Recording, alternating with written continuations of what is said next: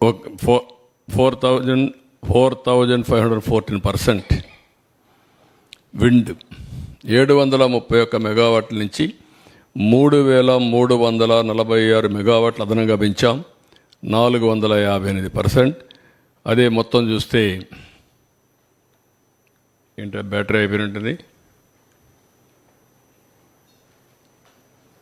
4,077 మెగావాట్లు అయింది. Total generation capacity 5,456 ఉంటే దాన్ని 9,473 పెంచి కట్ అయిపోతుంది చూడండి. 9,473 మెగావాట్లు పెంచి 174% పెంచి 14,929 మెగావాట్లు చేశాం. నెక్స్ట్ మీరు ఒకసారి అవార్డ్స్ చూస్తే ట్రాన్స్కో 12, జెన్కో 27, అదే మాదిరిగా ఈస్టర్న్ పవర్ 48, నెడ్ క్యాప్ 43, ఏపీఎస్పిసిఎల్ 9, ఇంకా ఒక 5 నెడ్ క్యాప్, ఇవన్నీ మొత్తం మీరు చూస్తే 145 అవార్డులు వచ్చాయి. అదే మాదిరిగా నోటబుల్ అవార్డ్స్ వచ్చి national and international agencies best power utility ఉందా తీసురా, బెస్ట్ బ్యాక్,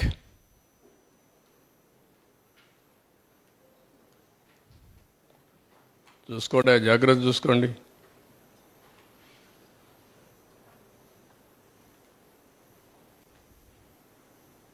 ఏది ఓకే, ఇది కరెక్ట్గా రావడం లేదు, ఎతకాలి, అలవాటు కావాలి. బ్యాక్ మొత్తం మీరు చూస్తే బెస్ట్ పవర్ యూటిలిటీ,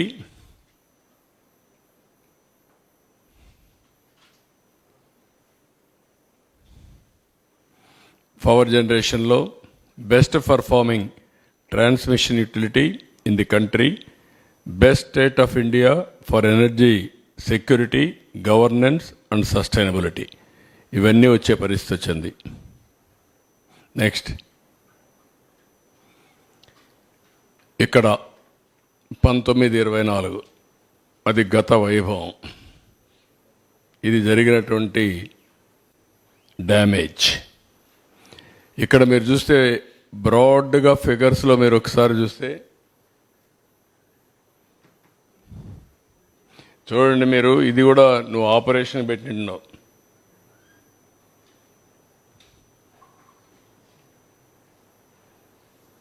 రెండో కన్ఫ్యూజ్ అవుతుంది, తీసుకెళ్ళు, ఒళ్ళు దగ్గర పెట్టుకొని పనిచేయండి, తమాషాలు ఆడుతున్నారు. చూసినప్పుడు టారిఫ్ బర్డన్ ఆన్ కన్జ్యూమర్స్, గవర్నమెంట్లో కూడా ఉండేవాళ్ళు అమరు పని చేస్తున్నారు, వారసత్వంగా వచ్చాయి మాకు ఇవన్నీ.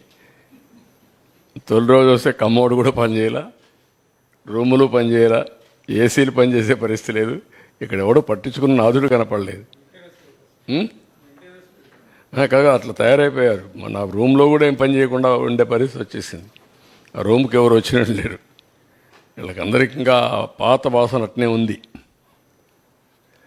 ఇక్కడ చూసినప్పుడు టారిఫ్ బర్డన్ ఆన్ కన్జ్యూమర్స్ 32,166 కోట్లు పడింది. 2 అప్పులన్నీ అన్ని యూటిలిటీస్ కలిపి 49,596 కోట్లు. ఇవి కాకుండా ఇన్ఎఫిషియంట్ గవర్నెన్స్ వల్ల ఏ ప్రాజెక్ట్ ఎప్పుడు ప్రారంభించాలనో ప్రారంభించకుండా పోవడం, అవన్నీ క్లోజ్ చేసి షార్ట్ టర్మ్ పర్చేసెస్ చేయడం, ఇష్టానుసారంగా చేసిన దానివల్ల 47,741 కోట్లు పెరిగింది. మొత్తం మీరు చూస్తే 1,29,503 కోట్ల రూపాయలు టోటల్ లాసెస్ ఈ రోజుకి 5 ఏళ్లలో జరిగి ఈరోజు మనకు ఇంత లాస్ ఉండే పరిస్థితి వచ్చింది. నెక్స్ట్ ఇక్కడికి వచ్చినప్పుడు టారిఫ్ బర్డన్ కన్జ్యూమర్ 32,126 కోట్లు చూపించాం. అప్పులు 49,596 కోట్లు, 81,762 కోట్లు ఈ రెంటి వల్ల వచ్చింది. ఇది కాకుండా ఇన్ఎఫిషియన్సీ హెడ్స్ ఇచ్చాం ఒక 7 దాకా. 1 VTPS, 2 కృష్ణపట్నం. ఈ 2 డిలే అయినాయి. దానికి షార్ట్ టర్మ్ పర్చేసెస్ చేశారు.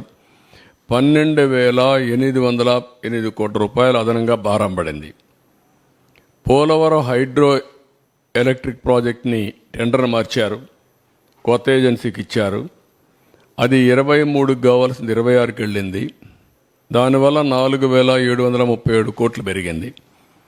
Additional impact of power, short term power purchase అందులో కవర్ అయింది కాకుండా చూస్తే 2,691 కోట్లు పెరిగింది. 7,000 మెగావాట్లు సోలార్ పవర్ ఫ్రమ్ సెకీని తీసుకుంటామని చెప్పి ఒప్పందం చేసుకున్నారు. దానికి సంవత్సరానికి 3,850 కోట్లు, 25 ఏళ్ళు ఒప్పందం. అది అదనంగా 25 ఏళ్ళు పడుతుంది. ఇంకా రాబోయే రోజులు ఇంకా స్టార్ట్ కాలేదు, అది ఎప్పటి నుంచి స్టార్ట్ అవుతుంది కూడా చూపిస్తాను. తర్వాత interest burden due to borrowings 10,892 కోట్లు పడింది. Accumulate losses due to poor performance of discoms and also APP DCL 9,618 కోట్లు. బ్యాకింగ్ డౌన్ ఆ పవర్ స్టేషన్ని కెపాసిటీ తగ్గించడం, నిలిపేయడం, ఆ టైంలో షార్ట్ టర్మ్ పర్చేసెస్ కొనడం, ఇలాంటి కొన్ని చేశారు. దానివల్ల ఒక 3,035 కోట్లు పెరిగింది. అంటే మన కెపాసిటీ ఉంది, ఆ పవర్ ప్రాజెక్ట్ ఆపరేట్ చేయరు, థర్మల్ ఆపరేట్ చేయకుండా వదిలిపెట్టి బయట కొన్నారు. దానివల్ల కూడా విపరీతంగా పడింది. మొత్తం కలిస్తే 47,740 కోట్లు.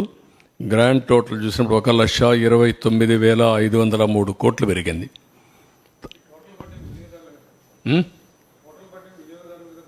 అందరికీ వాళ్ళ మీద కదా, ఎవరైనా సరే ట్యాక్స్ పేయర్స్ మనే కదా ఇది. ఒక అసమర్థ ప్రభుత్వం వస్తే ఏ విధంగా అవుతుంది, రాష్ట్రానికి ఏ విధంగా భారం అవుతుంది, ప్రజలకు ఏ విధంగా శాపంగా మారుతుందో ఇదొక కేస్ స్టడీ. చదువుకున్న వాళ్ళు మీరు గుర్తుపెట్టుకోవాల్సిన అవసరం ఉంది.